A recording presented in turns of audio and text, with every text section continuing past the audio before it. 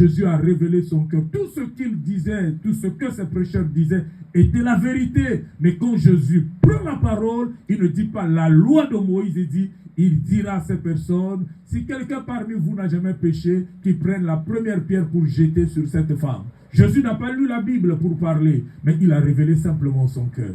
On peut prendre le verset dans la Bible pour condamner, pour dire simplement des vérités, pour faire du mal, pour choquer, mais on n'a pas révélé réellement le cœur de Dieu. Amen.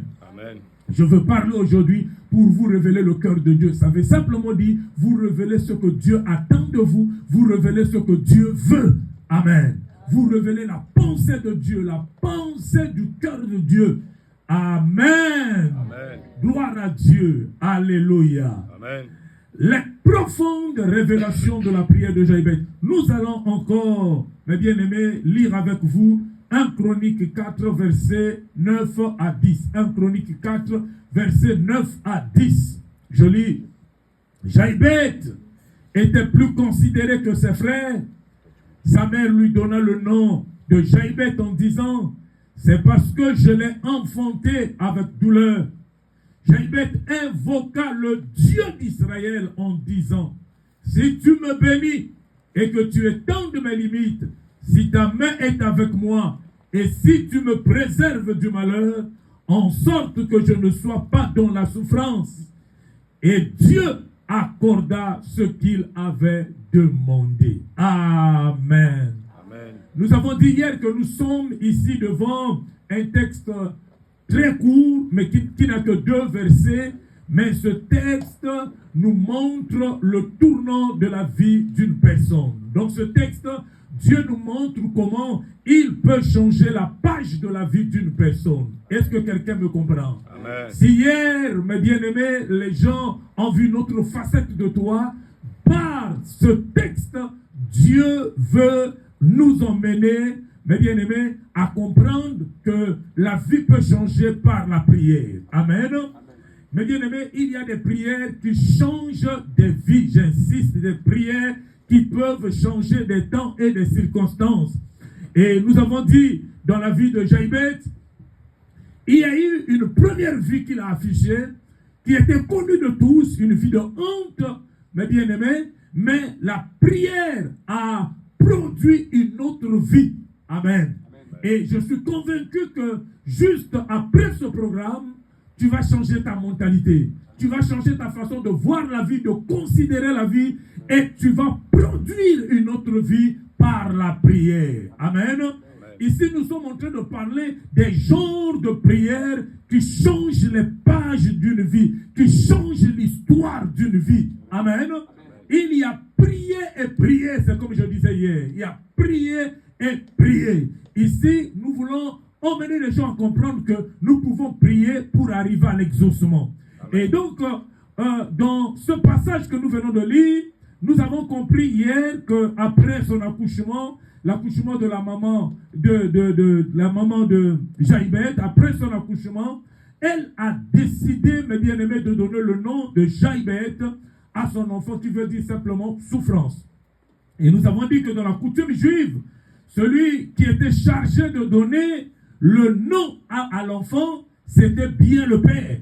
Et ici, nous voyons un père absent, mais la maman se lève pour donner le nom. Dans la même Bible, si vous lisez, vous allez remarquer qu'il y a eu une histoire dans la Bible, une femme qui a enfanté aussi avec douleur, qui a imposé le nom de Benoni à son enfant. Le père était à côté, il dit, jamais on l'appellera Benoni, mais on l'appellera Benjamin, fils de ma droite. Il a refusé ce nom qui révélait simplement les circonstances de leur vie, les souffrances de leur vie. Mais bien aimé, et en étudiant la Bible, ici les théologiens soutiennent que ce père était soit absent parce que la coutume juive ne pouvait pas permettre à cette femme de donner un nom à son enfant. Et nous avons retenu hier que son nom était simplement lié aux circonstances par lesquelles elle passait. Amen. Amen. Mais écoutez, chers bien-aimés, nous mettons toujours des bases pour comprendre. Nous ne venons pas ici simplement pour crier, crier, crier. On peut crier, ne pas dire des choses. Amen. Nous voulons mettre des bases avant de rentrer dans notre message. Suivez. vous allez remarquer que malgré la considération que les gens avaient de Jaïbeth, la Bible dit que Jaïbeth était le plus considéré de ses frères. Nous avons vu hier que Jaïbeth n'était pas né seul dans sa famille, il y avait d'autres enfants, mais la situation de Jaïbeth était une situation compliquée, la maman l'a eu dans la souffrance, mais la Bible dit malgré la souffrance de Jaïbeth, Jaïbeth était le plus considéré de ses frères. Et nous avons cherché à comprendre pourquoi considéré alors que sa maman l'a eu dans la souffrance. Et dans cette même Bible, il y a une autre histoire qui ressemble à l'histoire de Jaïbeth, l'histoire de Naaman. Vous connaissez cet homme Naaman, ce général d'armée Naaman, mes bien-aimés, qui était le plus considéré aussi de son pays, le plus considéré, mes bien-aimés. Mais sur sa vie, il y avait aussi une maladie honteuse, il y avait la lèpre, parce que la lèpre, au temps de la Bible, était considérée aussi comme le sida. Quand tu étais frappé de lèpre, on devait te placer en quarantaine, au temps de la Bible. Donc Naaman était le plus considéré, mais il avait la lèpre. Et nous voyons aussi que Jaïbeth était le plus considéré, mais sa situation était une situation chaotique. Nous avons réfléchi à la maison, bien-aimés. Nous avons dit à quoi ça sert la considération quand les choses ne marchent pas dans notre vie. À quoi ça sert les applaudissements des hommes? À quoi ça sert que les gens t'applaudissent? Tu es belle, oh là là, quelle taille! À quoi ça sert quand le mariage est loin de toi? À quoi ça sert l'intelligence quand le travail est loin de toi? À quoi ça sert, mes bien-aimés, les applaudissements des hommes quand les choses ne marchent pas dans ma vie? Est-ce que quelqu'un est avec moi?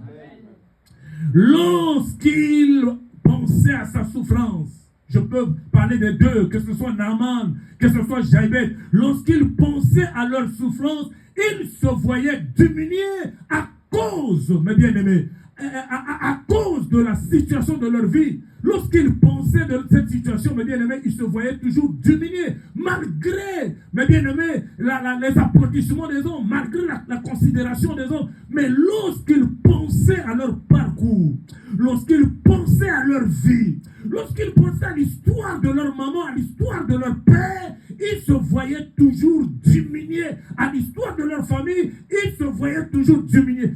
Tu peux recevoir les applaudissements des hommes. Oh, grand prêtre, une prêtresse, miqueliste, comme nous appelons en Afrique. Mais intérieurement, tu sais que les choses ne marchent pas dans ta vie. Mais bien, c'est un chagrin de tous les jours. À quoi ça sert les considérations? À quoi ça sert les applaudissements? Quand intérieurement, je sais que les choses ne marchent pas. Voilà pourquoi plus tard, dans la vie de Jaïbeth, il a décidé d'invoquer le Dieu d'Israël. La Bible dit, Jaïbeth invoqua le Dieu d'Israël. Moi, j'aime cette précision. La Bible ne dit pas invoqua Dieu, mais le Dieu d'Israël. Qui est le Dieu d'Israël? C'est celui qui a séparé la mer Rouge en deux. Qui est le Dieu d'Israël? C'est le Dieu tout-puissant. Qui est le Dieu d'Israël? C'est celui qui a fait descendre le feu au temps d'Élie. Qui est le Dieu d'Israël? C'est lui-même le feu volant. Qui est le Dieu? Le Dieu que tu choisis d'invoquer, c'est le Dieu qui détermine la fin de ton histoire. Est-ce que quelqu'un me comprend? En temps difficile, il faut choisir là où tu dois diriger tes yeux. Est-ce que quelqu'un me comprend? Au temps où tu ne comprends plus ta vie, décide à prendre la bonne direction.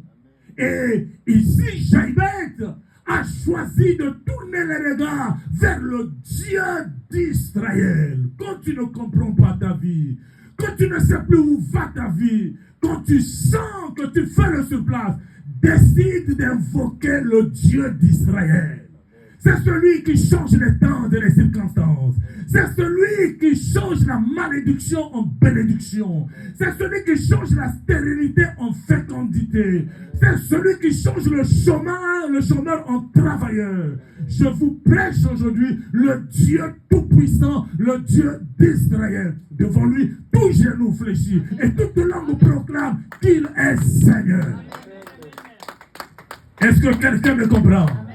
Le problème, ce n'est pas d'invoquer Dieu, mais quel Dieu invoqué en temps de souffrance. Jaïbet invoqua le Dieu d'Israël. Ça, j'aime.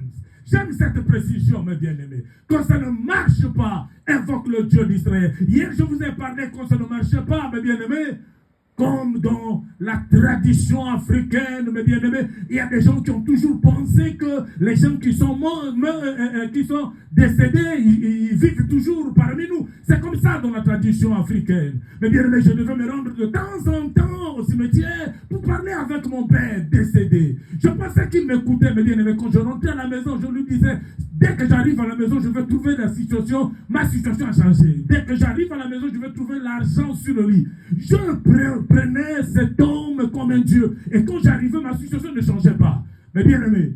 Et après, j'ai changé, mes bien-aimés. Je commençais à fréquenter les Mikoudi. Donc, chez nous, là-bas, les Mikoudi, c'est des voyants, si vous voulez, des féticheurs, si vous voulez. Je commençais à les fréquenter parce que je me disais, la situation pouvait